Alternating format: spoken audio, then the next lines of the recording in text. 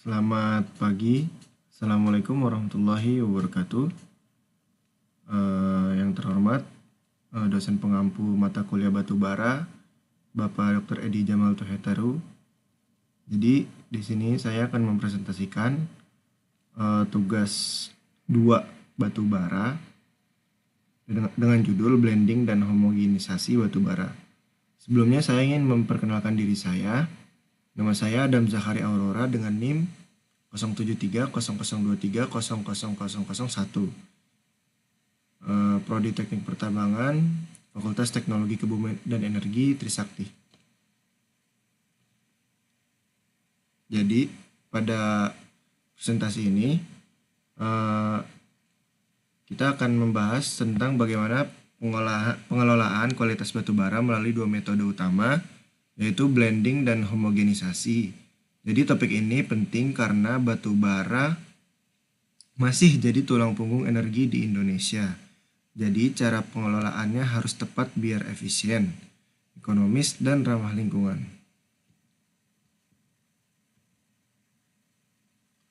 Selanjutnya latar belakang.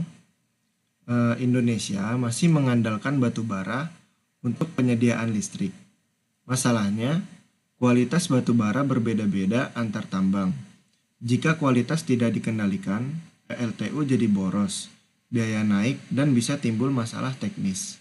Karena itu, blending dan homogenisasi digunakan untuk memastikan mutu lebih terkontrol. Jadi di Indonesia ini batubara masih sangat diandalkan untuk penyediaan listrik, terutama di PLTU. Masalahnya, kualitas batubara berbeda tergantung dari lokasi tambangnya. Kalau kualitas ini tidak dikendalikan, PLTU bisa lebih boros bahan bakarnya dan biaya operasi yang meningkat, bahkan bisa muncul masalah teknis seperti kerusakan boiler. Maka dari itu, blending dan homogenisasi dipakai sebagai solusi supaya mutu batubara lebih stabil dan terkontrol. Mohon maaf.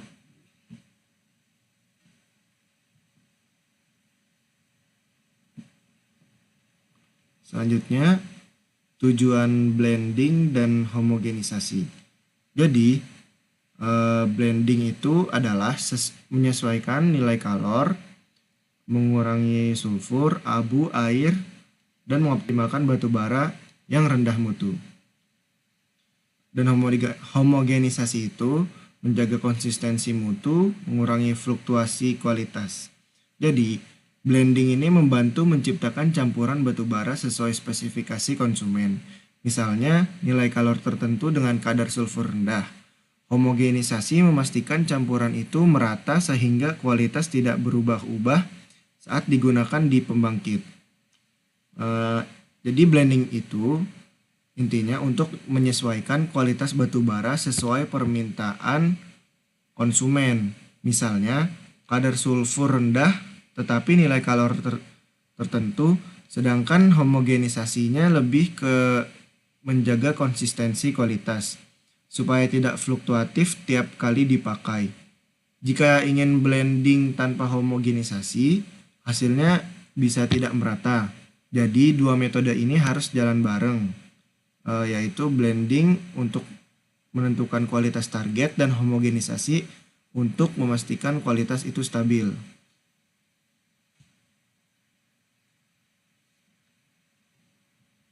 Selanjutnya, konsep blending. Nah, jadi konsep blending ini yaitu yang pertama, blending itu campuran batubara dari berbagai sumber. Parameternya nilai kalor, abu, sulfur, dan air. Faktor nonlinearnya slagging, fouling, dan emisi. Jadi, blending ini pada dasarnya adalah mencampur batubara dari berbagai lokasi. Tetapi bukan hanya soal menghitung rata-rata, ada faktor teknis lain seperti potensi slagging atau kerak, fouling atau pengotoran, dan kestabilan emisi yang harus diperhatikan agar pembakaran di PLTU tetap efisien. Selanjutnya, konsep homogenisasi. Jadi, tanpa homogenisasi ini mutunya fluktuatif dengan dampaknya Gangguan boiler, efisiensi turun, biaya naik. Tekniknya, layered stacking, windrow stacking, in or out, furnace blending. Jadi jika blending ini sudah tidak dilakukan tetapi tanpa homogenisasi, hasilnya bisa tidak merata. Akibatnya, kualitas batu bara yang masuk ke boiler itu fluktuatif. Ini bisa menyebabkan gangguan teknis dan biaya operasi meningkat. Teknik seperti layered stacking dan windrow stacking membantu pemerataan. Sementara itu, di PLTU digunakan in furnace atau out furnace blending. Jadi, jika blending sudah dilakukan tetapi tidak diikuti homogenisasi, hasilnya bisa tidak merata. Akibatnya itu kualitas batu bara yang masuk ke boiler bisa naik turun. Dampaknya gangguan teknis di PLTU, efisiennya turun, biaya operasionalnya membengkak. Lalu teknik homogenisasi ini bisa dilakukan dengan beberapa metode, misalnya layered stacking, windrow stacking, atau langsung di PLTU dengan in furnace atau out furnace blending. Next, optimasi dalam blending. Jadi untuk optimasi dalam blending ini, yaitu yang pertama ada linear programming, goal programming, MCDM, no free lunch theorem.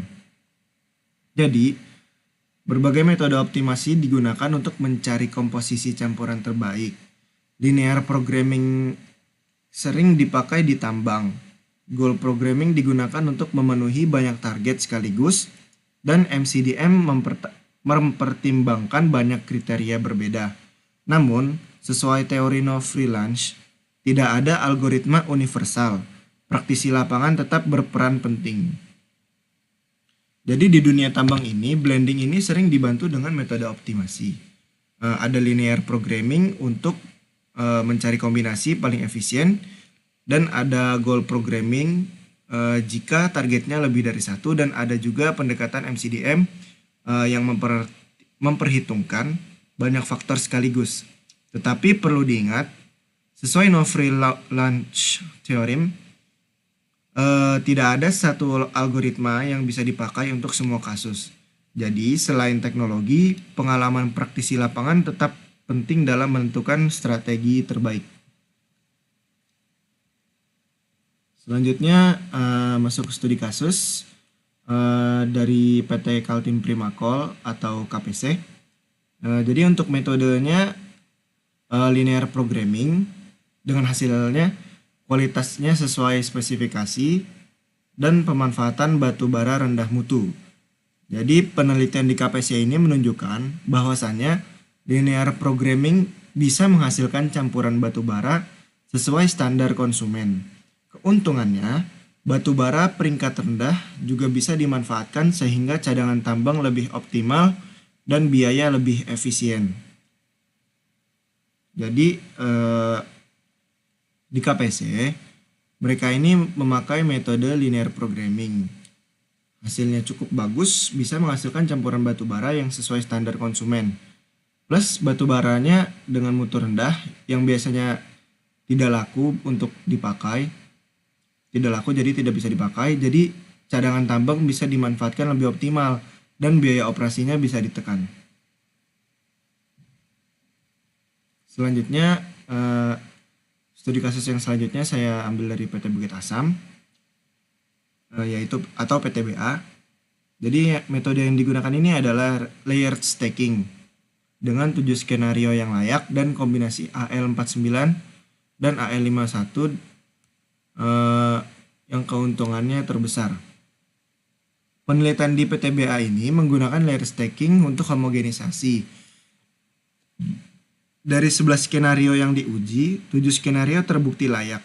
Kombinasi batu bara AL49 dan AL51 bahkan menghasilkan keuntungan finansial terbesar, sehingga homogenisasi memberi dampak teknis sekaligus ekonomi. Jadi di PTBA ini, pendekatannya lebih ke homogenisasi dengan metode layered stacking. Jadi dari 11 skenario yang diuji, ada 7 yang dianggap layak. Yang paling menguntungkan adalah kombinasi batu bara AL49 dan AL51 karena menghasilkan keuntungan finansial yang paling besar. Artinya, secara teknis tapi juga artinya homogenisasi ini bukan cuma bermanfaat secara teknis, tetapi juga meningkatkan keuntungan perusahaan. Selanjutnya, studi kasus di PLTU ultra super kritis, yaitu yang pertama in furnace and out furnace blending, sulfur turun 6,3% dan nilai kalor naik, slagging berkurang.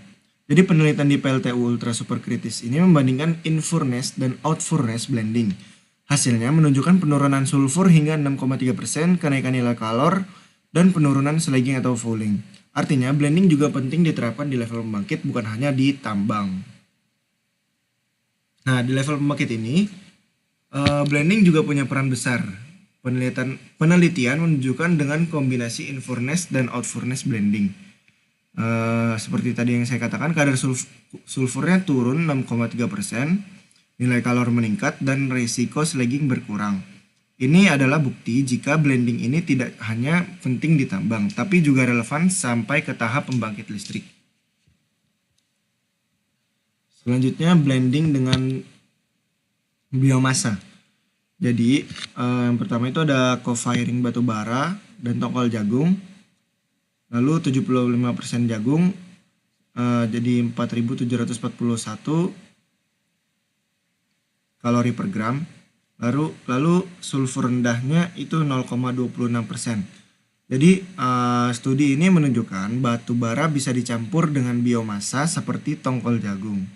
Hasilnya, meskipun proporsi jagung tinggi, nilai kalor tetap memadai dan kadar sulfurnya rendah. Strategi co-firing ini bisa mendukung transisi energi yang lebih ramah lingkungan. Jadi blending itu tidak harus antar batu bara saja, tapi juga bisa dicampur dengan biomasa, contohnya tongkol jagung. Studi ini menunjukkan dengan campuran 75% jagung, nilai kalor masih cukup tinggi, yaitu 4.741 kalori per gram, dan kadar sulfurnya rendah. Ini penting karena mendukung transisi energi yang lebih ramah lingkungan sekaligus mengurangi ketergantungan penuh pada batu bara.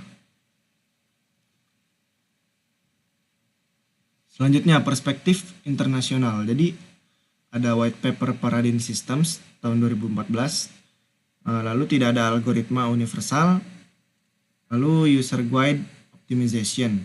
Jadi white paper ini dari Paradigm System menegaskan bahwasannya blending batu bara tidak bisa mengandalkan satu algoritma saja. Tidak ada metode universal karena kondisi setiap tambang berbeda-beda.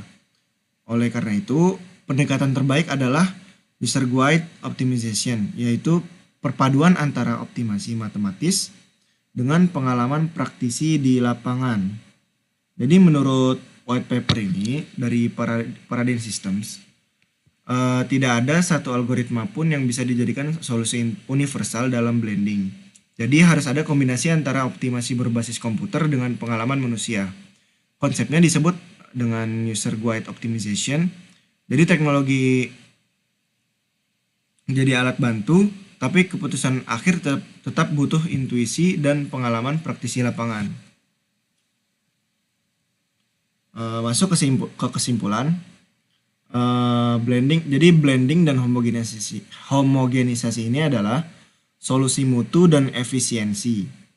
Lalu studi kasusnya, bukti teknis dan finansial, dan kombinasi teknologi dan pengalaman. Jadi, blending dan homogenisasi terbukti menjaga mutu, meningkatkan efisiensi, dan mengurangi emisi.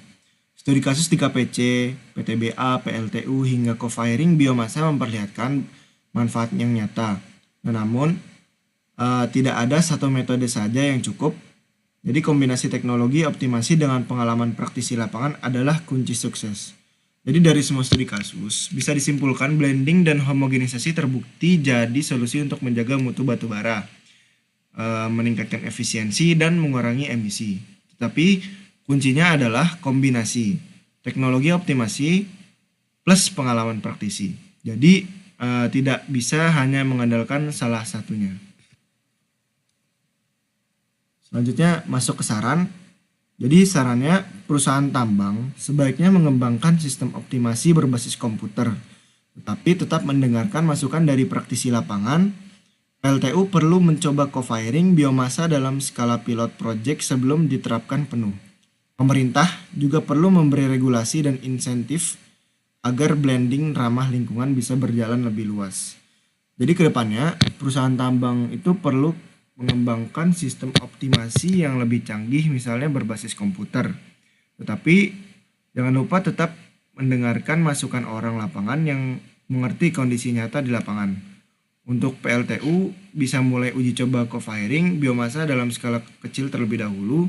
Sementara itu pemerintah sebaiknya bikin sebuah regulasi dan insentif supaya penerapan blending yang ramah lingkungan bisa lebih masif. Menutup, jadi blending ini bukan sekadar mencampur batu bara. Lalu strategi energi nasional untuk efisiensi dan keberlanjutan, teknologi ditambah pengalaman itu adalah kunci sukses.